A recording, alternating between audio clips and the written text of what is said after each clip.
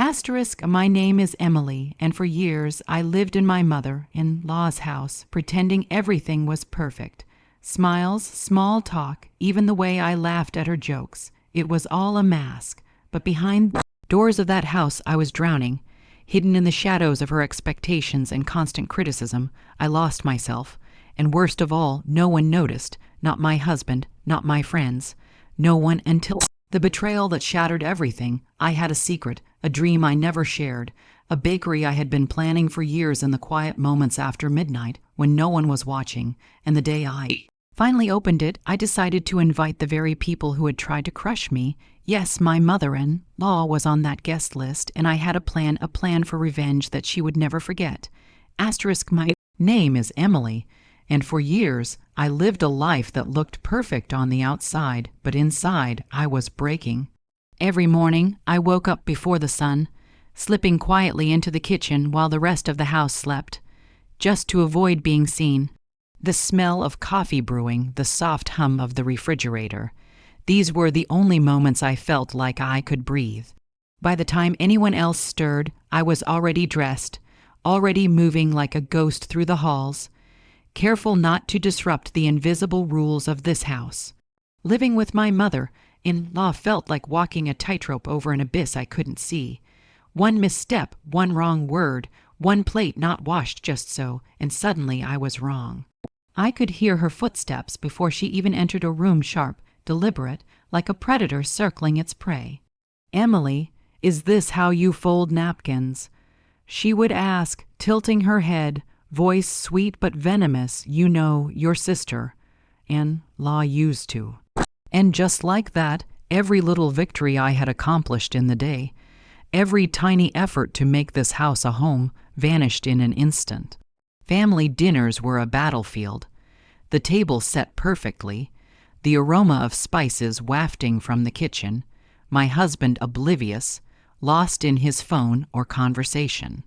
And there she would sit, scanning, judging, silently noting every imperfection. Sometimes she would lean over and whisper under her breath, "You'll never learn, will you?" And I would smile, nod, pretending it didn't cut me, but inside, something dark began to simmer. I spent years pretending to laugh at her jokes, nodding in agreement when she lectured about how I should behave, how I should cook, how I should think. Every time she criticized me in front of guests, I swallowed my pride, forcing my lips into a smile that tasted like ash. There were nights I cried silently into my pillow, the soft walls of my bedroom absorbing my despair, while the rest of the house remained oblivious.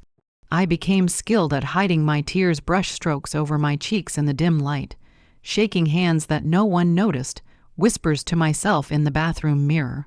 One day this will change, I would promise, my reflection staring back at me with hollow eyes. And yet I clung to a secret, a small spark that refused to die despite the suffocating weight of her presence. Every night after everyone had gone to sleep, I would sneak into the tiny corner of the kitchen I claimed as my own. Flour dusted my fingers, and the warmth of the oven was like the only hug I ever felt. I practiced over and over, rolling dough, melting chocolate, perfecting the art of sugar that would one day taste like freedom. My husband thought I was just tidying up late at night. Little did he know I was building my escape, my secret life, my dream of a bakery that existed only in these stolen hours. I remember one evening vividly. She had been particularly cruel that day, criticizing the way I folded laundry, mocking my choice of curtains, laughing at my suggestion for dinner like it was a bad joke. My hands were shaking, tears threatening to spill, but I forced myself to stay calm. I grabbed a bowl and began kneading dough, my mind racing.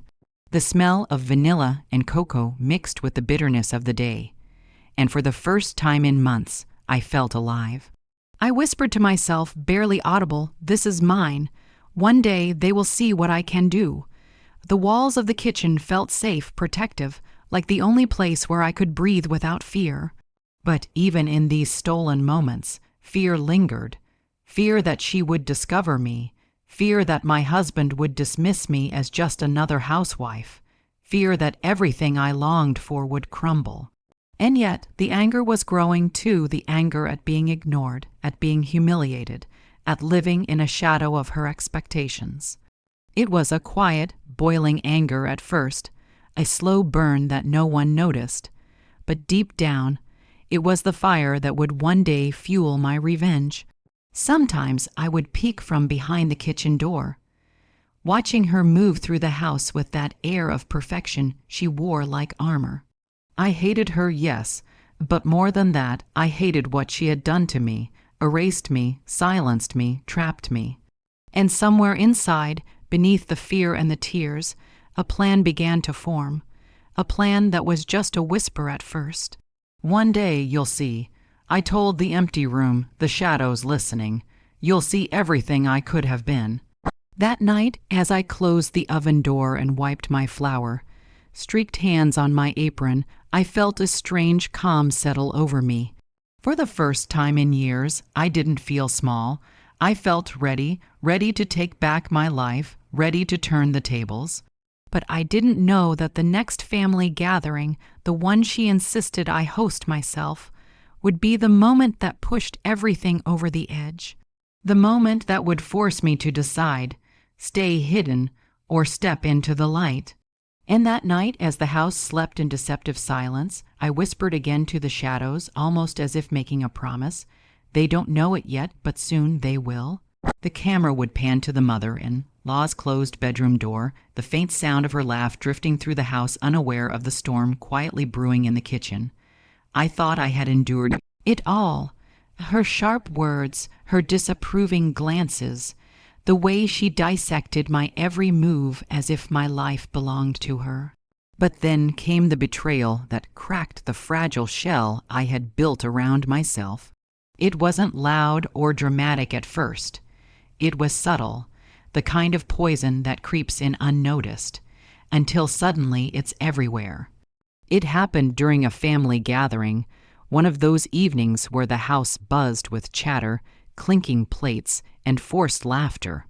I had spent hours preparing, trying to perfect every dish, every detail, hoping that maybe, just maybe, she would notice my effort and say something kind. But when the guests arrived, I realized too late that nothing could shield me from her wrath. She walked in like a queen surveying her kingdom, smiling at everyone, patting them on the back, all while her eyes found me, calculating and cold. "Emily," she said, voice dripping sugar, "I hope you didn't burn the chicken again. Last time your husband had to rescue it." Laughter followed. Polite, nervous laughter from others who didn't know the truth. But I did. I had spent all morning perfecting it. And still, she turned my work into a joke. My husband didn't even look up. He murmured something polite, oblivious, as if my pain was invisible.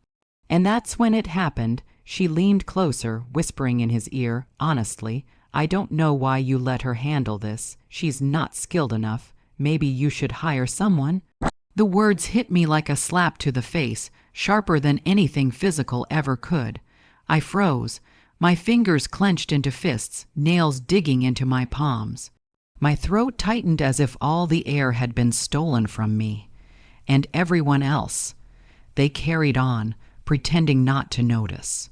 She had planted the seed of doubt in my husband's mind, right there in the middle of our family dinner, and no one defended me. Not one person. Later, I retreated to the kitchen, the room I had once considered my sanctuary, now feeling suffocating. I could hear her laughter echoing from the dining room, the way it danced over the floorboards and clung to the walls. I sank to the cold tiles, tears running down my cheeks, trying to swallow the bitter taste of humiliation. I hated crying, I hated letting her see me weak, but in that moment the tears came anyway because anger alone wasn't enough. I replayed every conversation, every moment of so-called guidance she had given me, and for the first time I realized the pattern. Every little helpful advice had been a trap, every compliment a setup for ridicule. She didn't want me to succeed. She wanted me small, invisible, pliable. And my husband, My partner, he had been blinded by her subtle manipulations for years. That night, I wandered through the empty house, the soft hum of the refrigerator a haunting lullaby. I traced my fingers along the walls, remembering every insult, every cold comment, every forced smile I had given her. And then I stopped in front of the mirror in our bedroom. The reflection staring back at me was pale, tired, but something had changed. The sadness in my eyes was still there, yes, but beneath it, anger had begun to burn. A slow, deliberate fire that no one would be able to ignore if I learned how to control it. I began to realize that this betrayal, painful as it was, had given me something I didn't have before: clarity. The mask I had worn so carefully could come off, piece by piece. She had underestimated me for years, thinking fear and obedience would always chain me to this house. But now I knew the chains were mine to break. The following days were filled with silence, both mine and hers. She prowled the house, unaware of the storm brewing beneath my calm exterior. Every look, every passing remark, every friendly suggestion felt like a challenge. And each time she smiled at me, I smiled back, but inside, I was no longer the scared girl who bent to her will. I was plotting, patiently, methodically. I started keeping careful notes, mental snapshots of her routines, the way she flaunted her authority, the little cracks in her armor she never knew she had. I remembered every slight, every insult, every moment she made me feel invisible. And with each recollection, the anger grew sharper, more precise. It was no longer blind fury, it was focused, deliberate, a coiled spring ready to release, but I knew I couldn't act yet. Not while the house still demanded my submission, not while she still held the power over my husband's perception of me. I had to wait, and while I waited, I built quietly, secretly, in the corners of the kitchen that no one entered at night. Flour dusted my fingers, sugar clung to my palms, and in that quiet labor, I began transforming my pain into something tangible, something unstoppable. And as I lay awake in the dark that night, the house finally silent around me, I whispered into the shadows, the words barely audible but resolute, "One day you'll see." Outside, the faint sound of her laughter drifts through the house, unaware that the very daughter-in-law she tried to destroy is already planning the moment she will never forget, after the betrayal. The house felt smaller somehow, heavier. Every room I walked through carried echoes of her words, her laughter, the constant reminders that I was never enough. But in that same suffocating house, I found a small, forbidden corner that belonged to no one but me. The kitchen, the warm hum of the refrigerator, the faint smell of vanilla lingering in the air, became my sanctuary. And it was there, under the dim light, that I began to reclaim myself. I started by baking quietly at night, after everyone had gone to bed. At first, it was just simple things: bread, cookies, a few experimental pastries. Flour coated the counter, dusted my apron, and even clung to my hair. But I didn't care. The act of creating something beautiful, something mine, felt like defiance. Every fold of dough, every drizzle of chocolate, every sprinkle of sugar was a small victory, a tiny rebellion against the life that had tried to erase me. The kitchen was silent, except for the soft thud of my rolling pin, the occasional clink of a bowl. I would close my eyes, feeling the rhythm of my hands moving, imagining the faces of strangers tasting what I had made, unaware of the chaos behind the walls. And then I began to dream bigger, not just cookies or cakes, but a bakery of my own, a place filled with warmth, scent, and light. A place where I would be seen, truly seen, for the first time in my life. I started keeping a journal, scribbling recipes, sketches of interior layouts, notes about suppliers, everything I needed to make my dream real. My husband thought I was simply indulging a hobby, but I was building a secret empire, one flower, dusted night at a time. I counted every penny I could save, hiding cash in envelopes tucked under floorboards, always careful, always meticulous. She had taught me to live in fear, to doubt myself, but she had also unknowingly given me the skill to plan quietly, to act unseen. The nights were long, and sometimes loneliness clawed at me. I would glance at the dark hallway leading to her bedroom, imagining her there, unaware that I was alive, dreaming, plotting. Tears often ran down my cheeks, a mixture of sorrow and determination. I cried for the years lost, for the words swallowed, for the life I had never been allowed to claim. But I also cried because for the first time, I felt hope stirring in my chest. A dangerous, beautiful hope that whispered, "This is yours." One evening, I experimented with a delicate chocolate tart. The chocolate was silky, dark, almost bitter, yet somehow comforting. I held it up to the dim light of the kitchen, studying it as if it were a jewel. And in that moment, I realized something terrifying and exhilarating. I was capable of creating, capable of dreaming, capable of standing on my own. And for the first time, I allowed myself to imagine her face when she saw what I could do. But the fear never completely left me. Every sound from the hallway, every creak of the stairs, made my heart race. I knew she could discover me at any moment. And yet I continued because the fire inside me had grown too strong to ignore. I started taking small orders from neighbors, friends who didn't know the struggle behind my calm smile. Each package delivered, each compliment received, fueled the tiny, defiant spark inside me. I was learning to taste freedom in measured bites, and it was intoxicating. And then came the night I realized that my plan would require more than just baking in secret.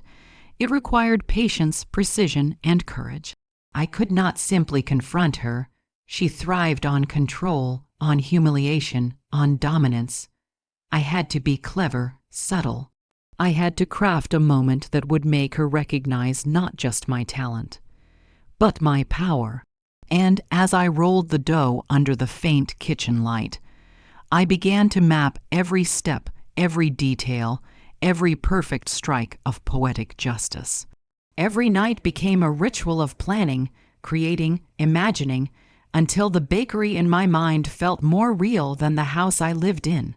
I traced the edges of pastry with my fingertips, imagining a ribbon stretched across my dream storefront, inviting the world in.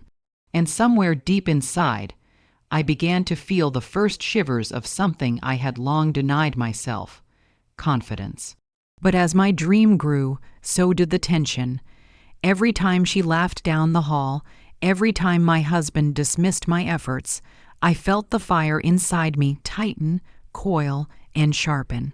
The storm was building quietly, imperceptibly, and I knew that when the moment came, it would not be a timid confrontation. It would be deliberate, precise, and unforgettable. That night, I stood in the kitchen, flour dusting my hands and apron, the warmth of the oven hugging me like an ally. I closed my eyes and whispered to the empty room, "Soon, very soon, they will see." And outside, the house slept, unaware that the quiet girl they thought they knew was becoming a force they could no longer ignore.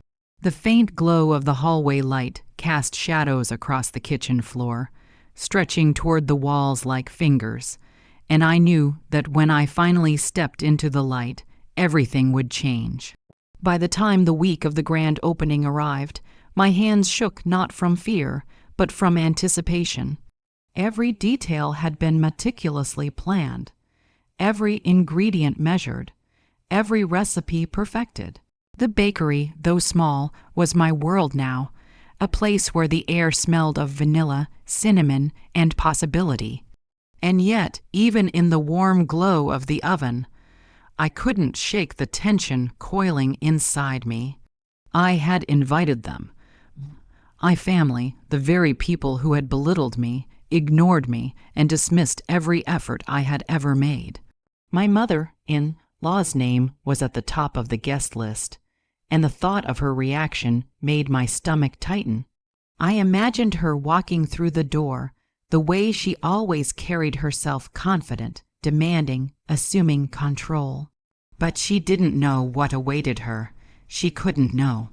The day before the opening, I moved like a phantom through the bakery, arranging trays of pastries, lining up chocolate eclairs, arranging delicate tarts on platters that reflected the sunlight streaming through the window.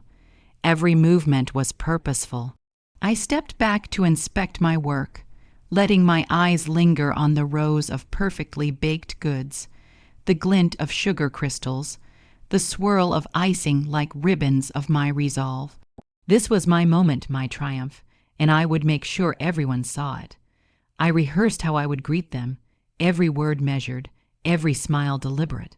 But my mind kept wandering back to her, the way she had laughed at me countless times, the subtle, cutting remarks, the way she had undermined every step of my life.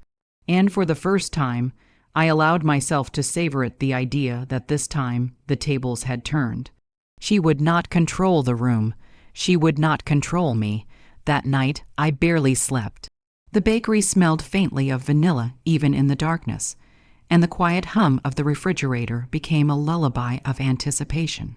I traced my fingers over the marble countertop, imagining her stepping in, imagining the shock on her face, imagining the silence that would fall when she realized the girl she had mocked had created something extraordinary.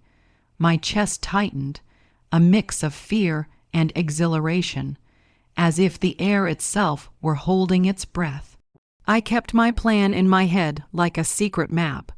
The invitations had been sent discreetly, each one personalized, each one designed to make them curious, to draw them in. My husband had read his invitation and assumed it was just another casual visit, but my mother-in-law, with her ego inflated by years of control, could not resist seeing what I had done. She didn't know that the moment she entered, the power dynamics would shift in a way she had never imagined. I pictured the scene repeatedly. She would walk in expecting the familiar, my submission, my quiet smile, my obedient presence. And instead, she would be confronted with success, confidence, beauty, a room filled with people who appreciated what I had built. Every glance, every compliment, every subtle acknowledgement would be a small dagger, a quiet justice that no one could deny. And I would stand there, calm, poised, smiling, not because I wanted revenge in the cruel sense, but because the recognition of my worth would be undeniable. As the opening hour approached, I checked every detail one last time. Tables polished, lights adjusted, pastries lined like soldiers ready for battle. My hands were steady now, my breathing measured. The anger that had simmered for years had transformed into something controlled, focused. A power I had honed in the silent hours of the night, in the shadows of a house that tried to contain me. And then I heard the first knock at the door. My heart leaped, adrenaline coursing through me. I smoothed my apron, lifted my chin, and walked to greet them. The first guests arrived, exchanging polite smiles and murmurs of curiosity. I welcomed them warmly, guiding them to the display, allowing them to marvel at what I had created. Each compliment they gave me, each look of wonder, sent a thrill through my chest. I could see her growing tension even from a distance. The way she stiffened, the faint flush creeping up her neck. But I didn't rush her. No, I let the anticipation stretch, let the silence build, let her watch everyone else appreciate me while she remained outside the circle, powerless. I watched her through the reflection of the glass cases, her eyes narrowing as she tried to assess, to judge, to regain some semblance of control. But control had slipped through her fingers, as fine and elusive as sugar dust in the air. And as I arranged the final plate of pastries, the one that would mark the beginning of the next phase of my plan, I felt the familiar fire ignite inside me. It was no longer fear, no longer sadness. It was certainty, calm and steady. This was my moment. This was the culmination of years of patience, of hidden effort, of silent rebellion. And yet, even as I stood there, smiling politely as she finally stepped closer. A part of me knew this was just the beginning. The room was quiet now, the air thick with anticipation, and the stage was set. What happened next would decide everything. She stopped at the edge of the display, her lips pressed into a thin line, eyes widening as she took in the bakery, her disbelief radiating like heat. And I realized that when she finally spoke, it would change everything.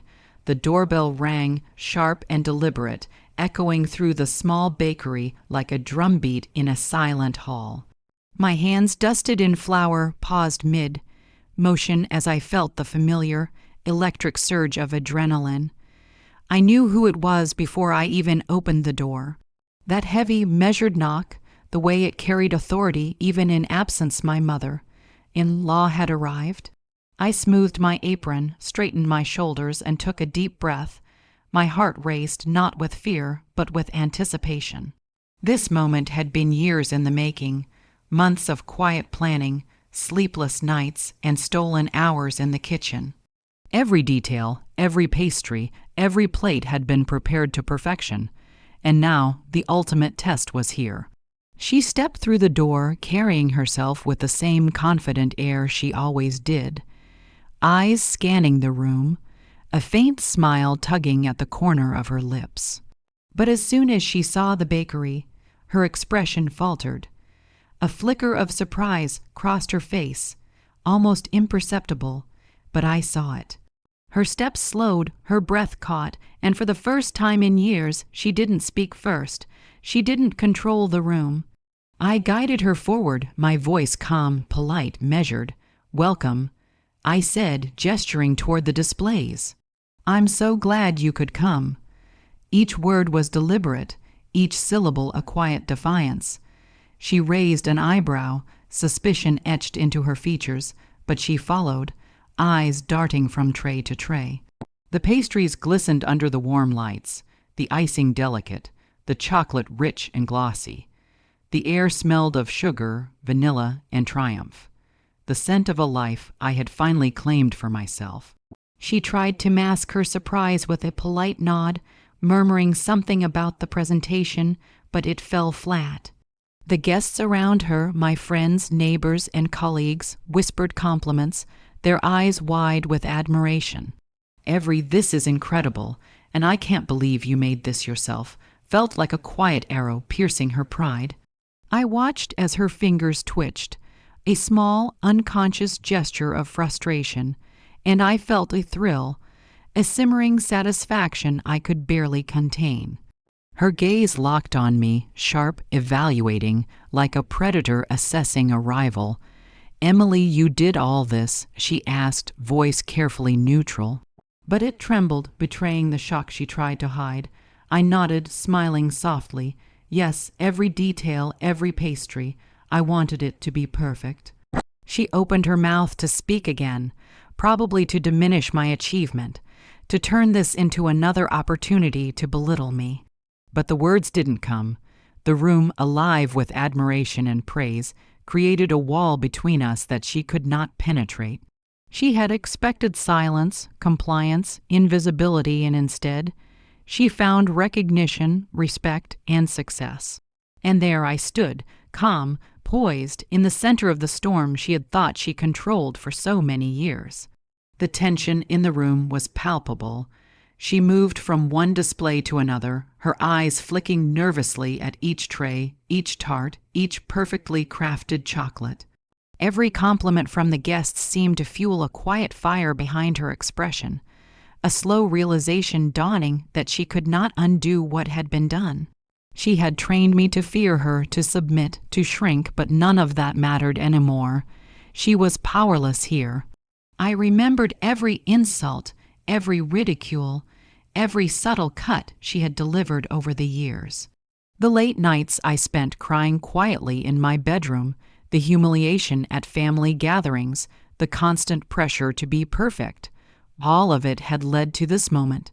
I felt the anger that had once consumed me transform into a calm, resolute energy. I did not need to shout. I did not need to confront her directly. The truth of my accomplishments, the admiration of the people around me, spoke louder than any words could. She finally exhaled almost imperceptibly, a faint shiver running through her. Her hands clenched at her sides as if trying to grasp the authority she had lost. And, for the first time, I saw hesitation in her steps. Her eyes, usually so sharp and commanding, now flickered with uncertainty, perhaps even a hint of regret. The room was mine, and she could only watch, trapped in the realization that the girl she had tried to diminish had outgrown her. I guided her to the final display, a chocolate cake, rich and layered, carefully decorated, the centerpiece of the bakery. I placed it before her with deliberate grace. "This one is my favorite," I said softly. "I hope you like it." Her lips pressed into a thin line, and her eyes widened ever so slightly. The weight of my words hung between us, silent but unmistakable. And then, as she moved away, glancing nervously at the other guests, I allowed myself a small smile. Not cruel, not triumphant in a shallow way, but deep, quiet satisfaction. The years of oppression, the hidden tears, the silent anger, all of it had been transformed into something tangible, something undeniable. And I had done it with patience, with creativity, with heart. As the room hummed with admiration, I glanced at her again, and I knew she would never forget this day. But the real test, the moment that would cement everything, was yet to come. The room was alive with murmurs of admiration, the clinking of plates, and the faint rustle of applause as guests sampled the pastries I had created. Yet my eyes kept drifting to her. My mother-in-law, the woman who had spent years undermining me, who had tried to shrink me, to make me invisible. She stood near the far corner, her expression carefully neutral. But I could see it, the tension coiled in her shoulders, the tight line of her lips, the flicker of disbelief in her eyes. For a moment, I allowed myself to take it all in. The bakery smelled of warm sugar, chocolate, and vanilla. The scent of creation, of triumph, of something I had fought for in silence. My hands were still dusted with flour, a testament to the long nights and quiet sacrifices I had made. And now, in this moment, all of it was visible, all of it undeniable. I guided a guest toward the display, smiling warmly as I explained the layers of a delicate cake, the subtle infusions in a chocolate tart, the painstaking care behind each pastry. The praise flowed freely, and I could feel it washing over me, a soothing balm over the years of ridicule and doubt. But all the while, my mother-in-law remained a shadow in the room, observing, restrained, powerless. And that realization that she could no longer touch me, no longer control me, was sweeter than any dessert I had ever made. She finally stepped closer, her heels clicking softly on the polished floor. I could see the calculation in her eyes, the part of her that wanted to dismiss me, to belittle my success. But she couldn't, not here, not now. The admiration of others, the tangible evidence of my work, the pride in my posture and the confidence in my smile. It formed a barrier she could not cross. "Emily," she began, her voice low, hesitant, and I saw it then, the first trace of respect. A crack in the armor she had built around herself, a recognition that the girl she had tried to crush had outgrown her control. I met her gaze calmly, letting the silence stretch between us, letting the weight of years of effort, patience, and hidden defiance settle in the air like dust motes in sunlight. I thought of all the late nights, the secret practice sessions, the hidden savings, the whispered promises to myself that one day I would be seen. Every insult, every cutting remark, every moment of humiliation had led me here. And now I stood in the quiet power of my accomplishment, letting it speak louder than any confrontation ever could. The guests circled, praising, tasting, marveling at the artistry before them, and I watched as she tried to regain composure, tried to find some foothold of control in a space where I reigned supreme, but there was none. She could only watch as the world acknowledged what she had spent years trying to deny. I allowed myself a quiet smile, a small gesture of satisfaction. Not arrogance, not cruelty, but something far deeper. Justice had been served, subtle and precise, not through confrontation or rage, but through excellence and resilience. I had taken the years of oppression and transformed them into something beautiful, something undeniable. The tension in the room began to soften, the initial shock giving way to something else, a hesitant admiration, the unspoken acknowledgement that I had changed the dynamics forever. I felt my chest expand with relief and pride, the years of suppression falling away like dust from an old shelf. For the first time, I was not just surviving. I was thriving fully, unashamedly, in a world I had built with my own hands. My husband finally stepped forward, his expression a mixture of pride and realization. He had seen, truly seen, the effort, the talent, the dedication. And in that moment, I realized that the validation I had longed for, the recognition I had craved, did not come from anyone else. It came from me, from the courage to claim my own space, my own identity, my own dreams. Even as I reveled quietly in my triumph, I felt a strange softness toward her, the mother-in-law who had tried to break me. Not forgiveness, not yet, but a recognition of how her control had shaped me, how her constant pushback had forged the fire that allowed me to rise. And I understood then that my victory was not merely in her acknowledgement, but in the reclamation of myself, in the creation of a life that was fully, unapologetically mine. The guests continued to admire, to sample, to comment, but I stood slightly apart, letting the scene unfold around me. My eyes lingered on her one last time, catching the brief, almost imperceptible nod of recognition she gave me before turning away. It was subtle, yet it carried the weight of years. I had not needed to humiliate her. I had not needed to strike back with cruelty. The truth of my perseverance, my talent, my independence, had spoken for itself. And as I walked to the display one final time, brushing a stray flower dust from my apron, I allowed myself a quiet, private smile. I had done it. The girl who had been silenced, dismissed, and mocked had stepped fully into her own light. And in that light, I was untouchable, unbreakable, undeniable. Cinematic outro. The camera would slowly pan across the bakery, highlighting the guests' admiration, the meticulous pastries, the warm glow of the lights, and finally resting on the Bahu's calm, confident expression, a life reclaimed, a long, awaited justice served. I hope you felt every moment with me, the fear, the pain, the tears, and finally, the triumph. If this story touched you, or if you've ever faced someone who tried to dim your light, let me know in the comments below.